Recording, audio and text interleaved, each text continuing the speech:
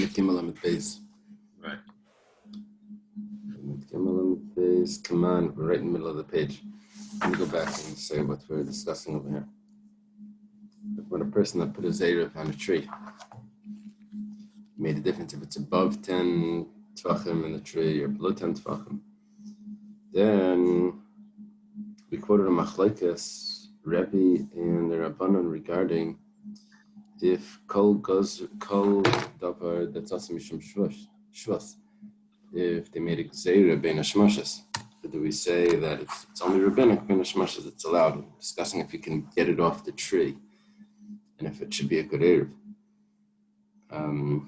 Then we said we're discussing this tree. Then we introduced the concept of a basket. If there's a basket on the tree, even though it's above 10 tvachim, it's still acceptable. So now we're discussing what's going on with this basket. Where is this tree? We said, is the tree itself arba 4 tvachim? That would make it a rishus hayachid, and we can't get it off the tree. That would make sense. Only question is, what does the basket do? If you're not allowed to take it off the tree, how are you allowed to take it off the basket? The basket would be considered chayre rishus hayachid or whatever. How can we take it off? So we said actually, the tree doesn't have 4 tvachim. And the basket makes it 4 tvachim. Rabbi holds like Reb Meir that choyke can lahashlim. The way Tosfos explains that, actually, let me bring it up. Let me bring it up on the screen.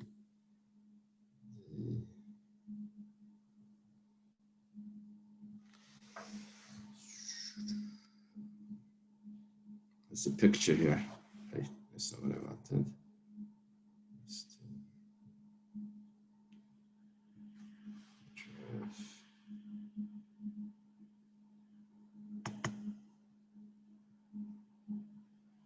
Okay.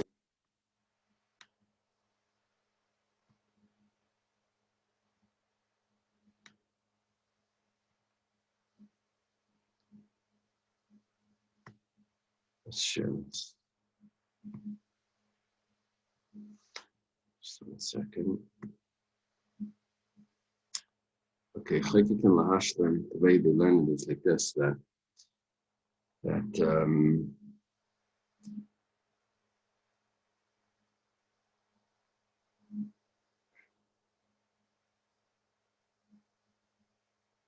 do we make the problem is the tree is actually higher than the basket, or at least it's higher than the bottom of the basket.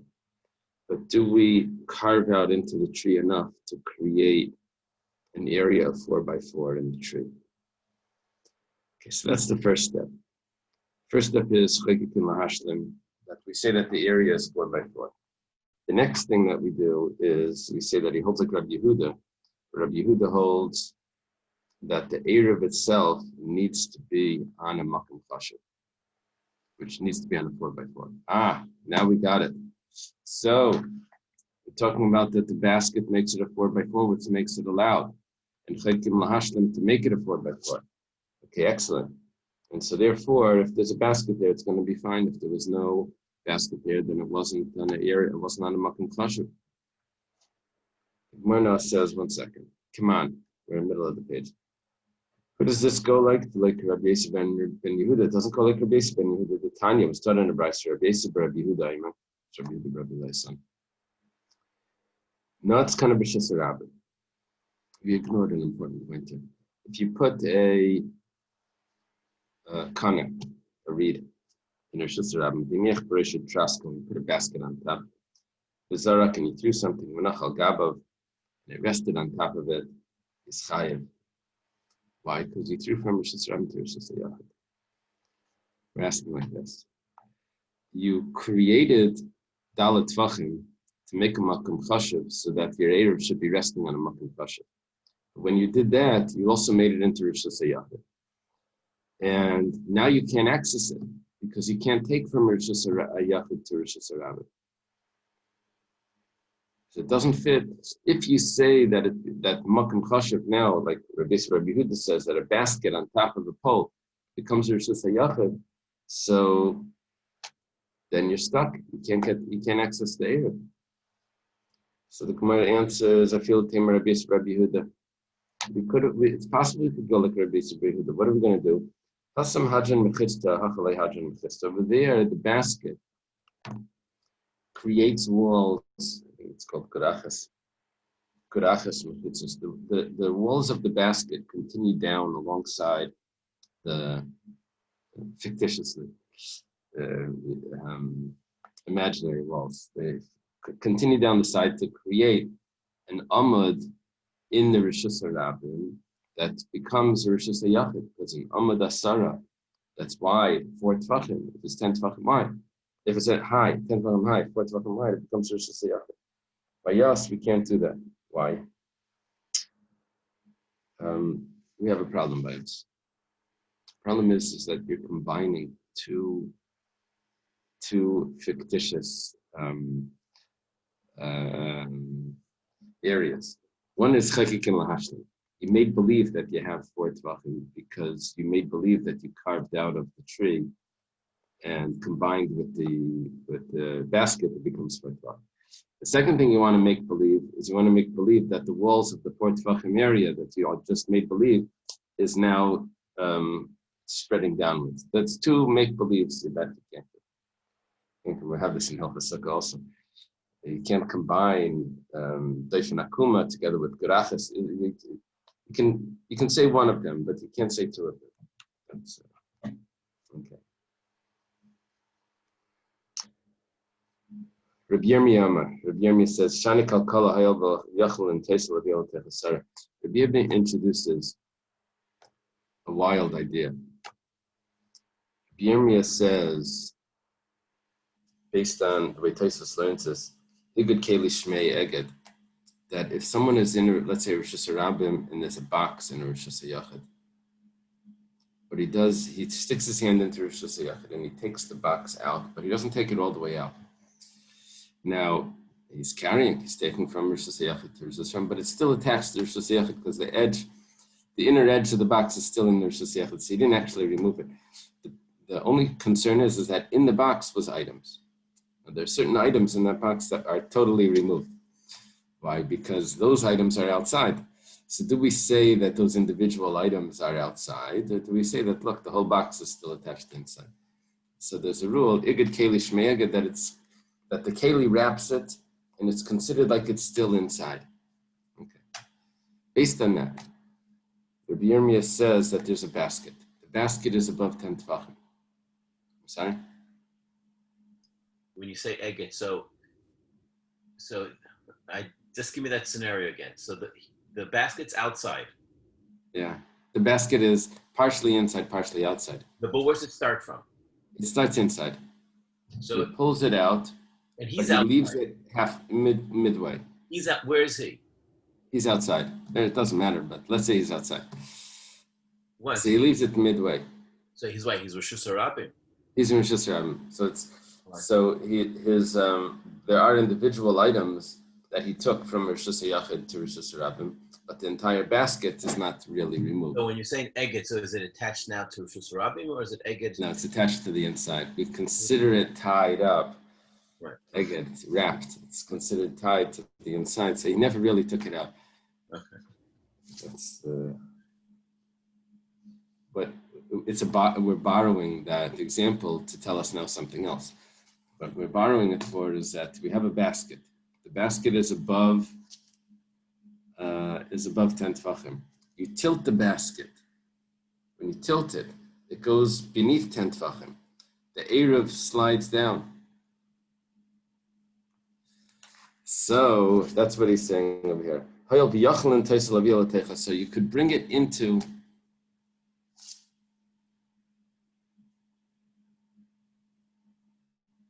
Asara. So that's why it's not a problem. What are we explaining over here? Why does the basket help? If it was on the tree, it's above 10 tvachim. We're talking about that it's Rechav Dalet. So it's a Rishus HaYachid. You can't get it. If it's in the basket above 10 tvachim, you're able to access it. Yosef Rav Papa, he introduced a wild idea, Rabbi Yirmi. You'll see why it's like, Papa was sitting and he said over this statement. Esvei, this teretz that Rabbi Yirmi gives for how to explain how the basket makes things different. Esvei Rav Bashval or Rav Papa. Rav Bashval says, 1 second. He asks Rav Papa.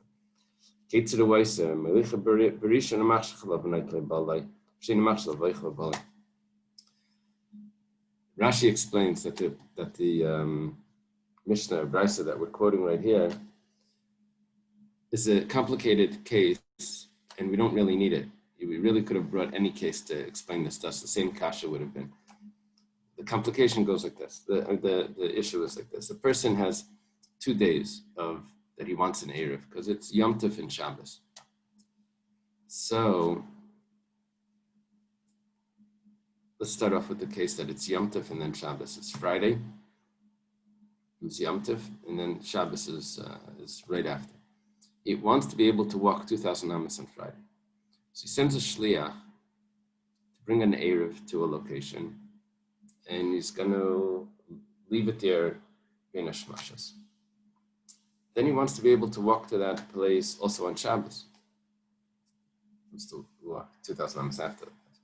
So the shliach, if he leaves it there, it may get eaten up. There's limited resources. So he takes the Eruv back, because it's Yom Tov, you can carry it. He takes the Eruv back, and he brings it back on Yom Tov, and he puts it over there for Bein HaShmashos of Shabbos. And then that night, he eats it there. He can't move it, it's stuck. He eats it there. Because it's Shabbos. He can't carry it, it's out in the field. So it goes like this. What should he do? He brings it over there on the first day, which is Friday, and he lets it get dark. And then then he returns home. B'sheni, the second day, he eats it there, and then he can walk with that. Okay. So he takes it back Friday night after it gets dark. Yeah. He's a shliach for the person that wants to walk on Shabbat. If the person would take it there, he wouldn't need any of this. If the person himself, because he would be there, that would be his makom shvisa. Talking about that the guy, for whatever reason, himself isn't going, he's sending a shliach. Okay, so here's this question. It goes on the top of the page. Amai, why do you have to do this? Why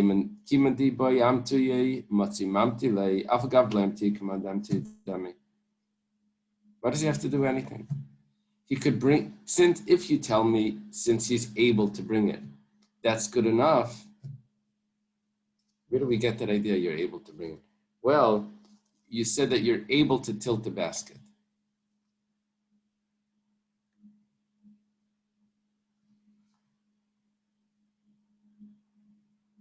If you're able to tilt the basket and get it within 10 tefachim,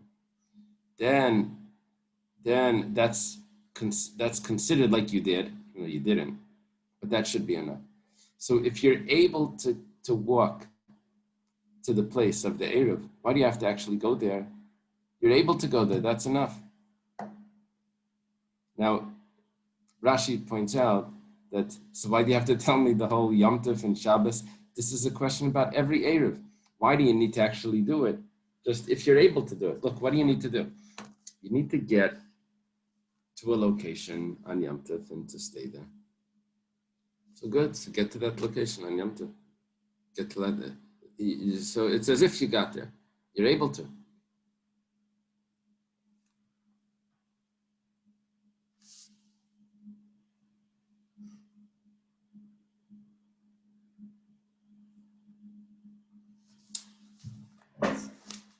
It affects all of Hilchos Eiruvin.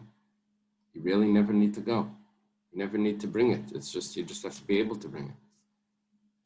Gemara says, unbelievable. All of Hilchos Eiruvin is all dependent on this one line, according to us. The whole reason why you have to actually go there and to bring the Eruv there is because there is a scenario where you're not able to bring the Eruv there. And that is, like this year, Rosh Hashanah, Shabbos, and Sukkot. Shabbos is the first day. And Pesach this year too, by the way. Really? Yeah. And Purim, for that matter. So Shabbos is the first day. Well, it doesn't need to be Shabbos the first day. The main thing is that Sunday is Yom Tov. If you're going to think that you don't really need to go to the location to bring your Eruv, so then there's one scenario where you're going to be stuck. Because you can't say Hayel v'Yachal since you have potential to do it. What is that scenario? If you want to be able to walk on Yom Tov, so on Shabbos you need to get the Eruv there. How do you get the Eruv there on Shabbos? You can't carry it. So you might think that you don't have to actually bring the Eruv there. Well, if you don't have to bring the Eruv there, at least you have to have potential to bring it there. And over there, you don't even have potential to. So because of that, you have to actually bring the Eruv to the location because of that one mistake that someone may make. According to this pshat. That's all of Hilchas Eiruvin, just wrapped up right here. Eisvei, the Gemara has a question. Okay, now things are getting back to pictures. Let's see what he has for us.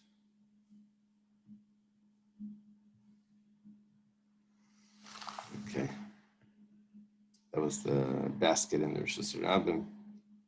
Okay, this is so far an easy picture.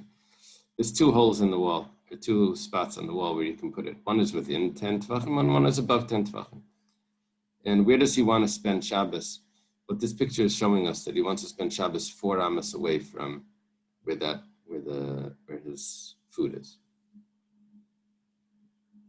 Okay. So he was spending Shabbos in Rosh Hashanah. That's going to be his makom shvisa, and he puts his eruv not on the floor but in the wall. If it's below 10 tvachim, then eruv v'eruv. Everything's good. It's too far away. It's 4 amas away. Well, he can get it. He's able to get it.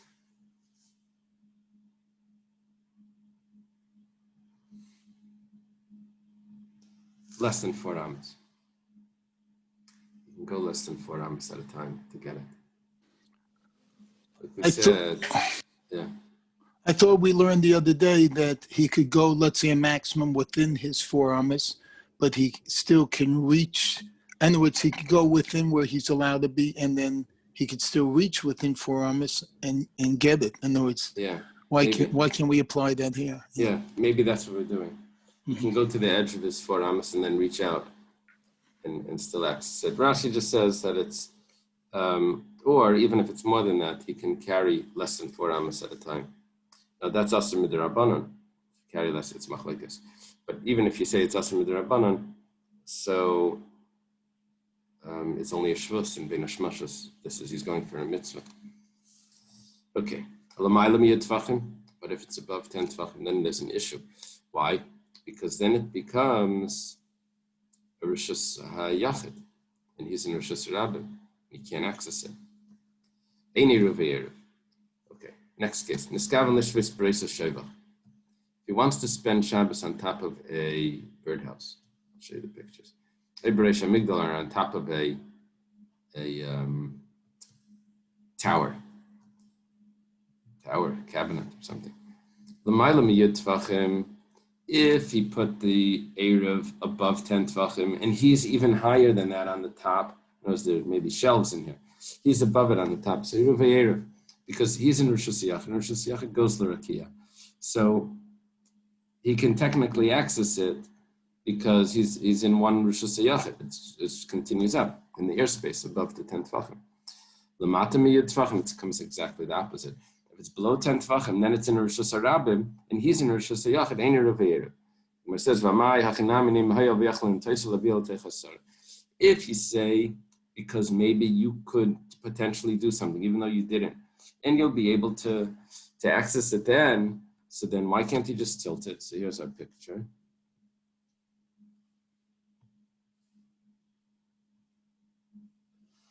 Okay, that's the Shaivach over there, and that's the Migdal. Don't look at the way it's attached to the wall. That's going to be the end of the Gemara. Right here, we're showing how he's going to access it.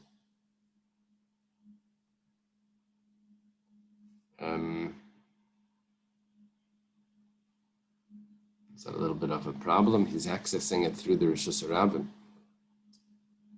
It's going from Rishus Yachid through Rishus Harabim into Rishus Yachid.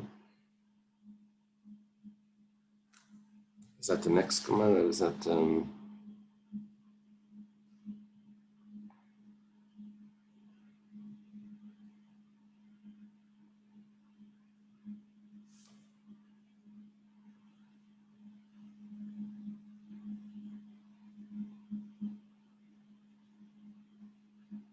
yeah, Rashi says, that's a problem actually. Rashi says that because he can go down and eat it in that location, so then he's allowed.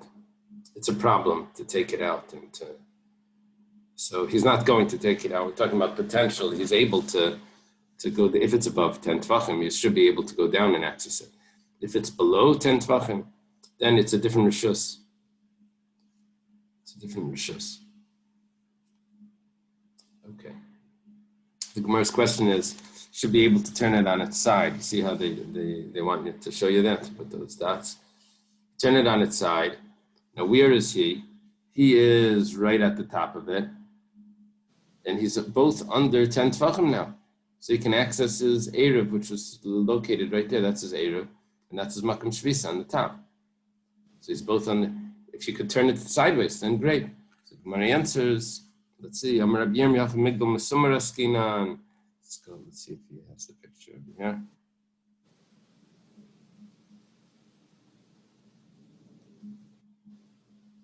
He wants us to look at this picture. Migdal Mesumar Askinan is attached to the wall. Can't bend it.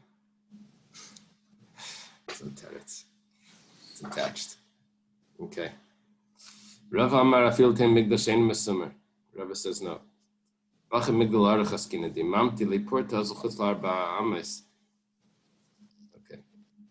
Talking about that it's very long. This is Rava. And if you're going to bring it down, it's going to go out of his 4 amas. It's very, very tall. I thought before we said you can carry it 2 amas at a time.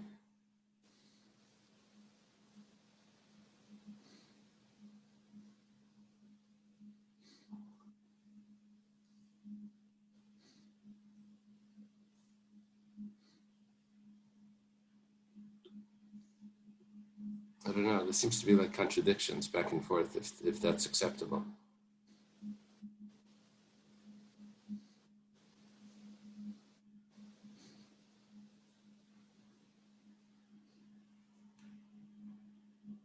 I don't know the pshat. But we said that you can go. You could bring it 2 amas at a time. Chutz amas wasn't much of a problem. It was only a problem if it was in a different rishus. That was a problem. If it's in the same rishus. Is this a birdhouse or a tree house? Birdhouse. How can you live in a birdhouse? Some sort of cabinet. Well, he has a theoretical location that he's going to be. It's a makam chashav, 4 tvachim or whatever. But that's a theoretical location where he wants his point to be for his spending Shabbos. He's not really spending Shabbos there. He wants a new location for Shabbos, so you should be able to walk 2,000 amas out of that, past that. Okay, the Gemara asks, if there's a window in a string, so let him grab it through the window and bring it. Now, Rashi has 2 pshatim here. One pshat is that just like we learned that if in Shabbos, in Masechta Shabbos, we learned that if someone has a scroll, he's sitting in a Rishus Yachid, and the scroll rolls out into Rishus Harabim. He wants to draw it back, like a long Megillah.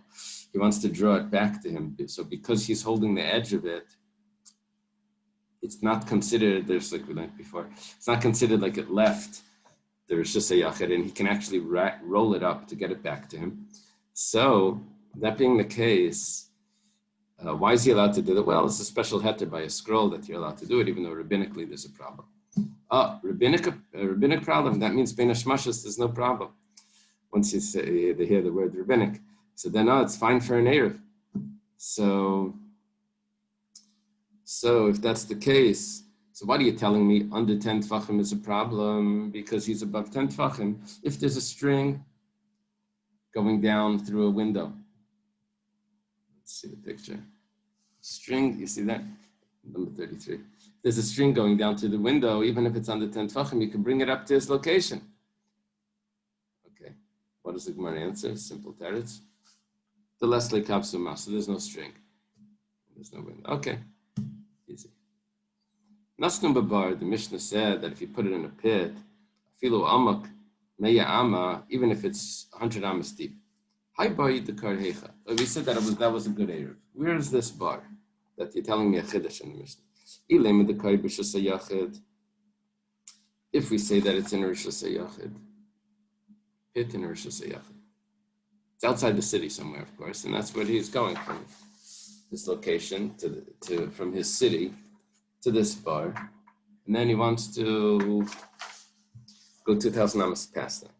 It's in Rosh Hashanah pshita. Of course, what's the problem? 100, it's anyways, the whole thing is Rosh Hashanah. Anytime you go 10 tefachim deep, it's considered Rosh Hashanah, just like 10 tefachim up is Rosh Hashanah. Rosh Hashanah goes up to the sky. And it also goes down. Just like it goes up, it also goes down on top of Lamed Dalet, on the base. Okay, the bar is in Rosh Hashanah. Now there's a problem because the bar itself is Rosh Hashanah. There's going to be a difference where his Makam Shvisa, where he intended to spend Shabbos, in the bar or on top of the bar. If it's in the bar, then of course it's fine. But then we're going to have a problem with pshita. If it's on top of the bar, then it's worse than a pshita. It's not even possible. Yeah, that's for the I forget which one, the Kuntresim of the Rebbe Rashab he wrote for the yeshiva. So in one of them, Kuntresis Chaim, he says how to learn Gemara. He says he writes you should read this book called Darkei Gemara, Darkei Alimad, I think, from Rabbi Yitzchak Constantine, was early Italian scholar, and he says that every time you read a Gemara, you should ask Pshita. It's obvious. You figure out why it's not obvious, and then you should say, well, who says that it's true? Once it's not obvious, how do you? So that's how you have to be ma'ayin. Okay. So here we go. It goes like this. It's Rosh Hashanah. The Koy B'Rosh Hashanah. We're talking about that it's in a public property. This pit. So the Neskaben L'Shpisecha. So where does he want to spend Shabbos? Ilamaila, if he wants to be above, on the edge of the pit, the lip of the Hu b'makam echad v'eruv b'makam acharu. That's a problem. He's in a different location than his Erev. That doesn't make sense. Ela lamata. So it must be that he wants to spend Shabbos in the pit.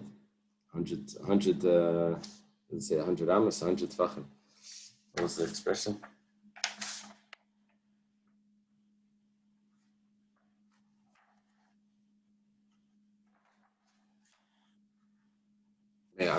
It's 100 amos deep.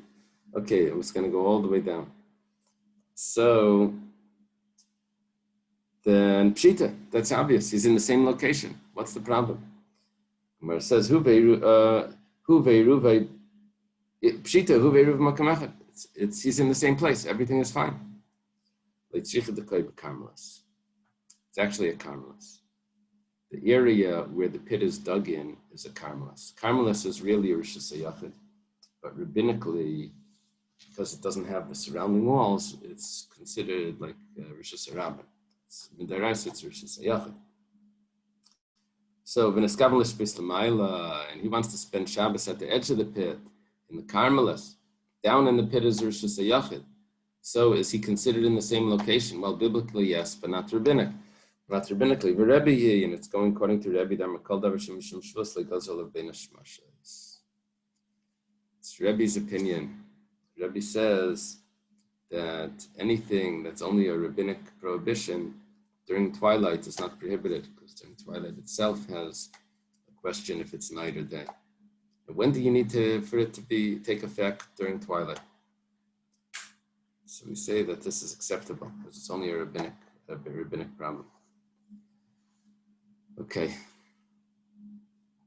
The Mishnah says, "Nasnu b'reisha kana a b'reisha kundas." You know what a kundus is? Does anyone have an English? Kana is a reed.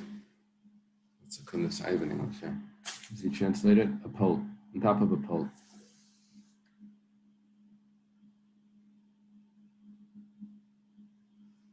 Okay.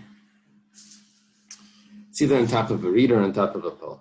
Zmanshu talash, if it's detached from the ground, it's stuck back in the ground. So in other words, it's not growing from the ground. Then it's acceptable. Now, we said before that it's a problem if it's in a tree that's above 10 tvachim. So what's going on over here? Over here, it's very thin. It's not dalet tvachim. So therefore, it's a makom p'tur. When do we say that anything above 10 tvachim becomes rishus hayachid? That's if it's dalet al dalet. The only thing that we need to clarify is that there was an opinion that says that the Eruv itself needs to be put on a makom chashuv. So then you're going to need to put a board on top of this where it doesn't turn into rishus hayachid, but it's still considered a makom chashuv. Because the bottom is not, and we won't say gudachas for some reason. Why don't we say gudachas? We said before, hadran mechitzta. There we had a problem of combining two things. For some reason, you don't say gudachas. Why not? Maybe gudachas only works. Over there, I had a basket. The basket itself has walls. The walls of the basket can continue down like this. Here, you just put it on a board. There's no walls. The only thing that you could have said was pi tikri yerd b'seisim.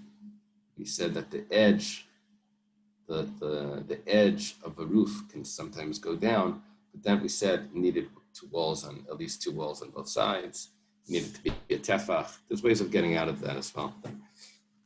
Okay, so it's not a rishus hayachid, it's a makom p'tur, and it's still a makom chashuv, and you can access it. When would we say this? Even if it's 100 amos tall, that's only if it was detached from the ground. Rami le Rav Bar Masna le Rava. Rav Bar Masna has a question. It says talush. Rami means to throw. It means he posits a contradiction. So he places in front of Rava two things that are contradictory. Talush v'nods, if it was removed and then put into the ground, like talush v'nods light, but if it was still attached, it's a problem. Mani, which opinion holds that that's a problem? It's Rabbanani. That must be the Rabbanan. Why? What's the problem with it if it's still attached? The problem is that the Amri called over Shemishim Shvus Gazar Lov Ben Shvus. It's not a problem of Rishus Hayachid. We said it's not a Rishus Hayachid.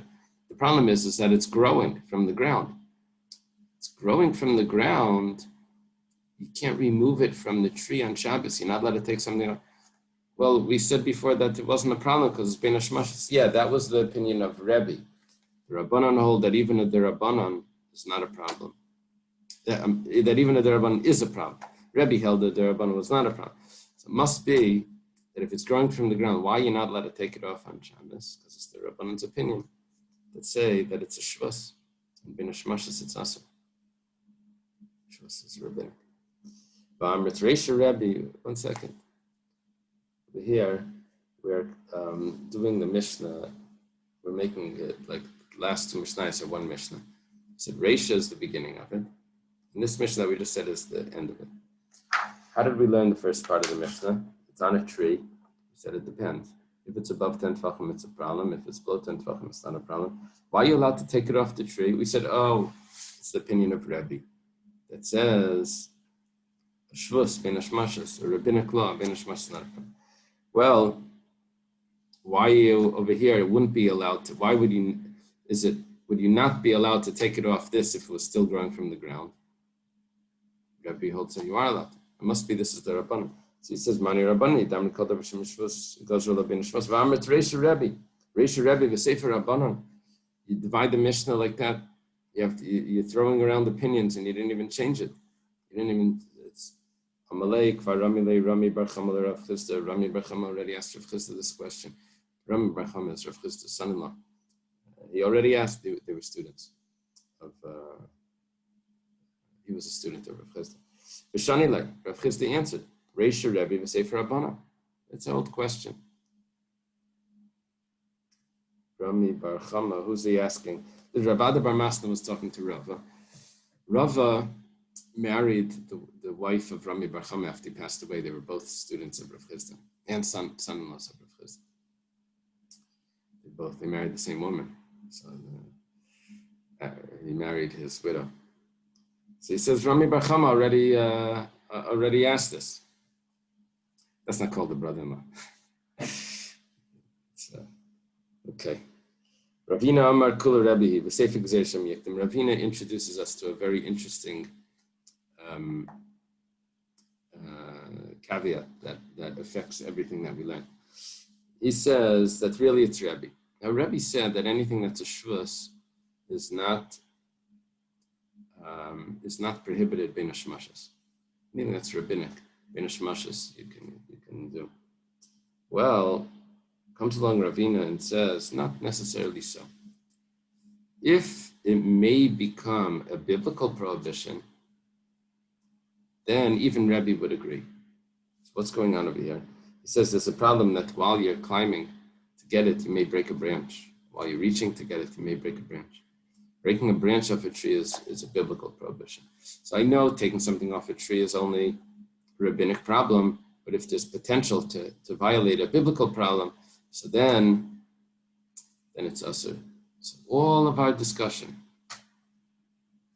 about this opinion of Rebbe that's so lenient about bein hashmashas with rabbinic laws has this one caveat that 1 second, hold on, could it come to a biblical law? So Tosfos before Daf Lamed Gimel goes through some problems that based on this, he says no. We find that there's a gzeir shemiyiktim, so therefore a bunch of leniencies don't apply because of this gzeira.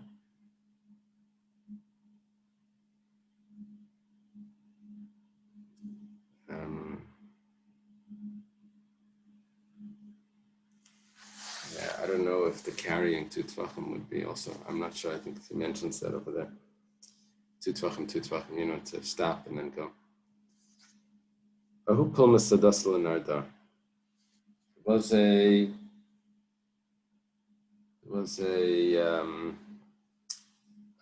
group of soldiers that came to Narda. These are, and any large area the soldiers took.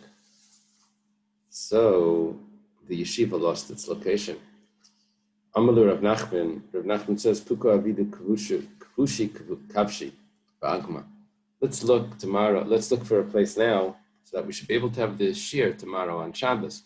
So go to the meadow and compress some reeds over there, bend them over. And we should be able to sit tomorrow on those reeds.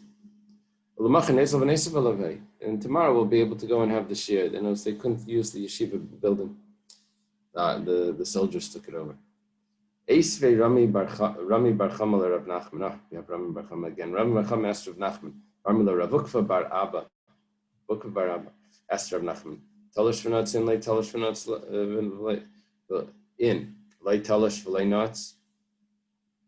Lay.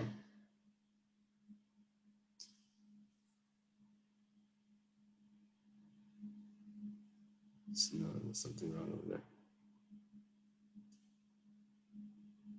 Lay talish v'nots. Talish v'nots, lay. Lay talish v'nots. It's not talish v'nots. Oh, okay, yeah. You have to take out one of the lay knots. Okay. What he's asking is that you're not allowed to use trees if it's attached to the ground. And these reeds are like trees. You're going to bend them over, fine, but then you're going to sit on them. You're bending them over before Shabbos. And you're going to sit on them. You're not allowed to sit on trees. Over there, those are trees, that's different. over there when we said that those kanim and Mishnah, we said that reeds that are in the ground, those are hardened, and those are mamish like trees. But if they're still soft, the sages never made a gzeira about using vegetables. It was never a gzeira on that. Okay, maybe you're not supposed to pull them out, but you're not doing that. The gzeira of climbing trees and taking things from trees, those were hardened things. There was never a gzeira on things that are soft. Here, the reeds that we're using are soft reeds. It's like grass. You should be able to sit on it. When we not tamer the shanilan veinos radum shenus. How do you make this difference? How do you know that to make this difference? The Tanya was taught in a braysa konen vatadadin vahigin. Reeds atadadin are boxthorns, according to the Steinsaltz. And hehagen are thistles. Min ilan. Those are trees, type of trees. Bein kalayim bekera. In a vineyard, you're not allowed to plant vegetables. In a vineyard, but you're allowed to plant other trees. So those things, those reeds and boxthorns and thistles, those are considered trees, and they're not a problem to plant them in a vineyard. But there is another brisa that says "Hakanim va'akidin va'orvanin min yarakein v'hen kalayim beker." Okay. The problem is we have another three things that are vegetables. The problem is one of those three things is kanim, which is reeds, which we already said is a tree. So that's a kasha. Kasha nadadi. Shmamina kan b'zradin kan b'shein b'zradin. Shmamina must be that there's a difference between if they're hardened or soft. If they're hardened, then they're a tree. If they're soft, then they're a vegetable. You see, we have a contradiction in brises that gets answered by saying this distinction. That's a proof. What were those things that we said? Kanim are reeds, of course.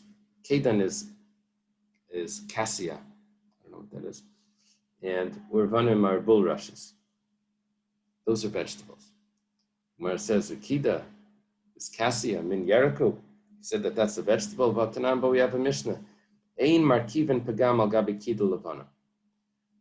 On top of the white cassia, you can't graft rue. Rue is a herb. You can't put rue in it. Graft it on. Because you're grafting a vegetable onto a tree. Now, that expression, a vegetable onto a tree, tells me that kida is a tree. Kida levana is a tree. Rav Papa says kida lechad v'kida levana lechad. Yeah, kida levana is a tree, but kida itself is not. He asked the contradiction. Doesn't he say that there's like a bosem? It's like a perfume type of plant. Yeah. Rashi said that. Yeah. Basem shesmai kida. Yeah. What is kida over here? How are we translating it? Cassia. I have pictures in Steinfeld. No, he has atad. He only has a picture of the boxthorn. He has a picture of the rue.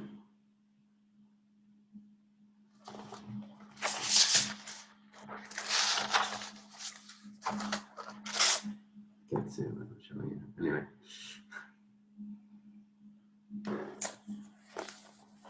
Okay. That's a picture of cassia. Oh, very good. Very good. Okay.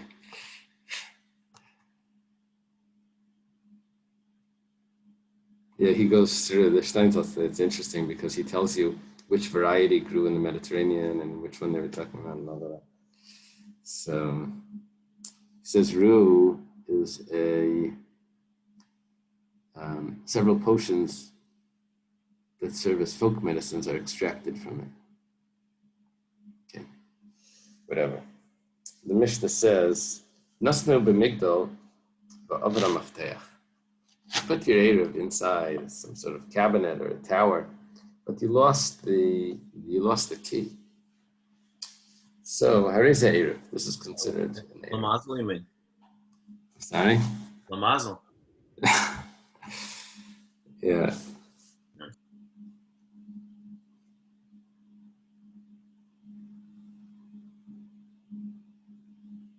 Yeah, there's complications here because where do you bring the key from? To Rishus Rabbim, Rishus Yachid. There's complications in this. But, okay. Rabbi Lezer Reimer, many Yiddish Mafteach b'Mekayme in Eruv. We have to see what this means. If he doesn't know that the Mafteach is there, then it's not accepted. We have to see. We have to see what the Machlekes is exactly. We'll see in the Gemara. The Gemara says, "V'amai." Now, this question doesn't have to do with Rishus. The Gemara asks just a very simple question. Hu b'makim echad ve'eruv b'makim acher hu. Why are we saying that it's a good Eruv if he can't access it? Usually that phrase was used if he's in Rishus Harabim and the Eruv is in Rishus Yachid. Here we're not asking that question. Not yet. Here we're just asking practically he can't access it because it's locked. So the Gemara answers, Rabbi Shmuel, Dami Tavai Hachid Migdal Shel Levenim Askinan. It's a brick. It's made out of bricks. You're going to see it's talking about bricks that aren't cemented in. So you really can just take them off and you can get inside. See a picture?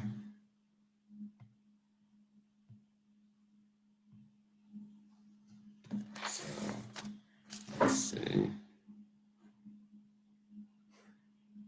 Yeah, those are other ways of learning. The case with the window, that it was going back to the wall or whatever. Other ways of learning that.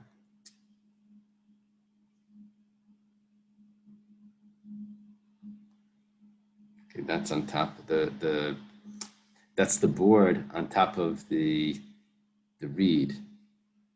Okay, here he loses the key. So we say we're talking about that it's made out of bricks and you can just remove the bricks, as we'll see in a moment. Okay. Reb Meir, it's the opinion of Meir that you're allowed to remove the bricks and you can take the Eruv from there. The Tanana was taught in the Mishnah by Shemilo Peiris, Sasam B'nifchas. The area was closed, was sealed off. It's a house that's filled with fruits. It's sealed off, but then parts of the house started to crumble, to collapse. So, it says, you can take from that place that started to crumble, you can take things out.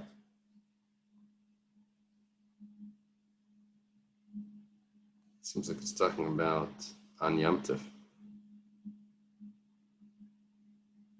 It's not considered muktzah. Rameir says much more than that. You can actually remove the bricks themselves on Shabbos. It's not considered that you're seiser, that you're destroying. So, the Gemara asks straight away, that was a special case. That was a case that there was no tar holding the bricks together. It says, okay, same thing here. There's no tar holding it together. 1 second. That Mishnah is only about Yom Tov, that you're allowed to take it. It's not on Shabbos.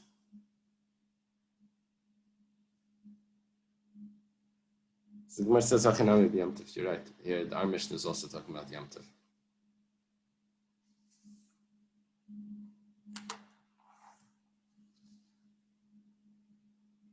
Yachi, if that's the case, this that it was taught on it, Rabbi Lezer Reimer, in Be'ir Avad, Eruv Eruv.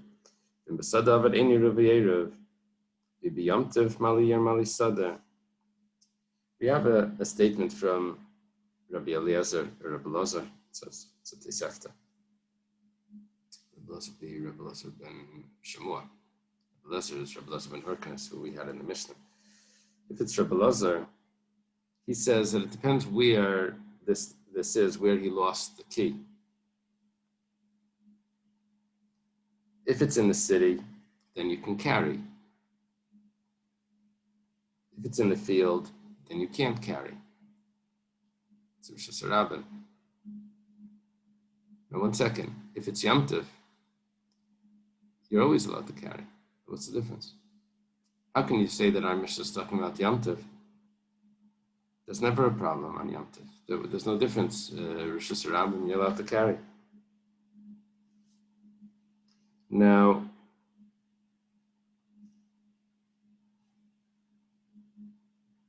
let's go further, see if we can do this without the complications.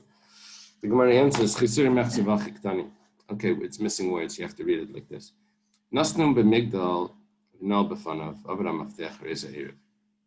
If you put it into the Eiruvin, into this cabinet, and he locked it, and he loses the key, it's a good Eiruvin. But medvar mamurim b'yamtiv. That's only on Yamtiv. Aval b'Shabbos ein eruv Eiruvin. On Shabbos, you're not allowed to break it down. Take the bricks off, I guess. Nimtza maftayach. Let's say on Shabbos you had a problem. You're not allowed to take it apart. Let's say you then find the key. Bein be'ir, bein b'sada, ein eruv Eiruvin. It doesn't matter. It's not considered an Eiruvin.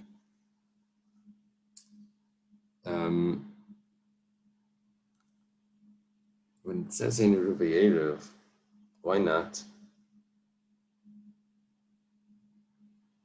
Because you can't get the key there. Can it be because he thought that he didn't have it when the Eruv was being made?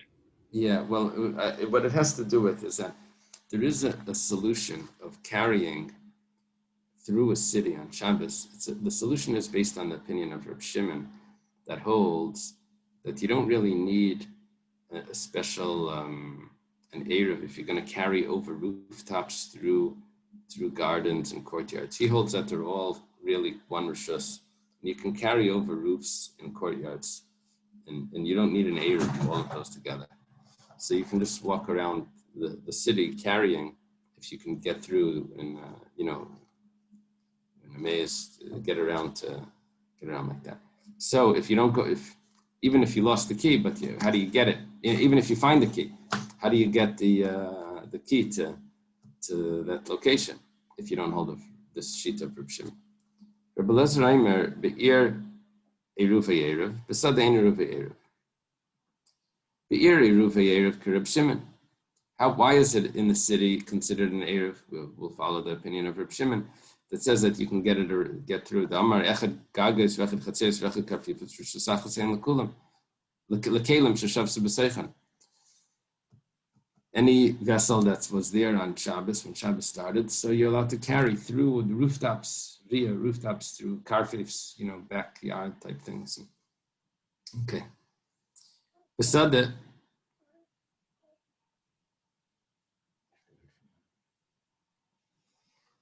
if it's in the field, any eruv erev kerabanan. Then the word kerabanan here throws you off because it's not necessarily the rabbanan. Even Reb Shimon only agrees to that. Only agrees to the city. Or to say kirabanan. That's the Mefarshim ask on that. Rabba v'Rab Yosef Damar Tavaya Hachel b'Migdal Shal Eitzaskina. There's another way of explaining this. They say that we're talking about a wooden cabinet. Tamar Savar Kelihu. One holds that it's a keli, this cabinet. Bein binyan b'kelim, bein stir b'kelim. You can take it apart, and it's not considered deconstructing on Shabbos, which is a problem. Construction is asur, and deconstructing is also asur. But this is a keli. This is just a utensil. It's not a house. Umar savar oyelhu. However, the other opinion holds that it's an oyel. He holds that it's a tent, and there is a problem of construction on Shabbos. Now we're talking about that it's a large cabinet. That's why we have this machlekes. It's so big that it holds 40 sah. And there's a discussion if such a large cabinet is considered a keli or if it's considered a permanent stationary. Keli would mean that you can move it around, but it can hold 40 sah. Then it's considered stationary. So the machlekes between the Tanakama and Rebbe Eliezer, is it considered an oyel or not? Can you break it apart?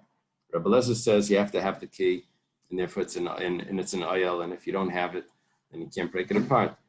And the Tanakama holds that it's a keli. You can take it apart. Plukta Dani Tanoi, and it's actually a machlekes. Tanakama and Rebbe Eliezer is a machlekes of Tanoim. The Tanan. Started in the Mishnah. Hikish al gabi shida tevel migdal. If a a man that's tamei, a zav, is tamei because a mission and he has a severe tumah. When he's tamei, if he moves anything, it's called hesed. He sitam, he moved it. So if he knocks on top of a cabinet, so the cabinets become tamei. Reb Nechemia, Reb Shimon Mitar. Reb Nechemia and Reb Shimon, we say it's Reb Nechemia was also a student of Rabbi Akiva. I don't know why he's not amongst the five. I guess he wasn't there at the time when they counted them. But when we say that Stam Sifra, Stam Mishnah is Reb Meir, and Stam Sifri is Reb Shimon Bar Yochai, and Stam Sifra is Reb Yehuda, we go through that. We also say Stam Tesefta is Reb Nechemia, V'kulu aliba de Rabbi Akiva. They're all saying Rabbi Akiva's teaching. So Reb Nechemia and Reb Shimon are a friend. In the Medrash, Reb Nechemia and Rabbi Yehuda argue a lot. So the Gemara explains, "My love, the machlekes, Tanakam and Rabbi Lezer is probably a machlekes, the same machlekes, the Tanakam and Reb Nechemia and Reb Shimon. Mar savar kelihu. That's why it becomes tummy, because it's a keli. So that's the first opinion, that it's tummy. Mar savar oilhu. The other opinion holds that it's a tent. So that's why it doesn't become tummy. See, oil is chaytzitz b'pnei tumah. It interrupts the tumah, that the tumah wouldn't travel upwards. Let's say it would be a mace in the house or something.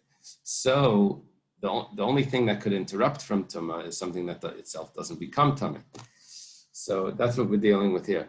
We're saying that it doesn't become tumah because it's an oil. Amar Abaya. Abaya says, V'tizbara. Who is saying this? Rabbi and Rabbi Yosef are saying this. You think that's what the machlekes is, if it's an oil or if it's a keli v'atanya? Well, we have a brisa. V'tizbara is like astonishment. You really think so? Oil v'nisat. If it's not attached, if you have a tent that's not attached well to the ground, that shakes when you bang on it, so then it's tamei. Keli ve'ina nisit, it's tar. But if you have a keli that doesn't move, maybe it's very heavy, maybe it's attached, that's going to be tar if a zav bangs on it. And Tani Seifa. At the end of that Mishnah, where there was a machlekes between Tanakam and Reb Shimon and Reb Nechemia, it says, if they would move, then they're tamei. Even Reb Shimon and Reb Nechemia that said that they're tar, says that they're tamei. It says, Ze'aklal, this is the rule. Nisit machmas koichai. If it moves at all because of the zav banging on it, then it becomes tamei. However, machmas rada, if it moves when the zav bangs on the ground, like next to it, rada is like a trembling. So then it's tar. In other words, if it's attached to the ground, it only moves because the ground is moving, then it's tar. So obviously the machlekes over here is not if it's considered an oil or a keli, because we said that it does become tamei if it moves. Even, what are you going to say? One opinion holds it's an oil. If it moves, then everyone holds it becomes tamei. Elam Rabaya, the Kuli Alma, everyone says Hesed Machmas Koicha is tamei. Yes, if it moves, even Reb Shimon would agree that it's tamei. And Machmas Rada, if it's when the ground moves, it moves, then it's going to be tar. V'hacha, with this box that they're arguing about, Rada Machmas Koicha.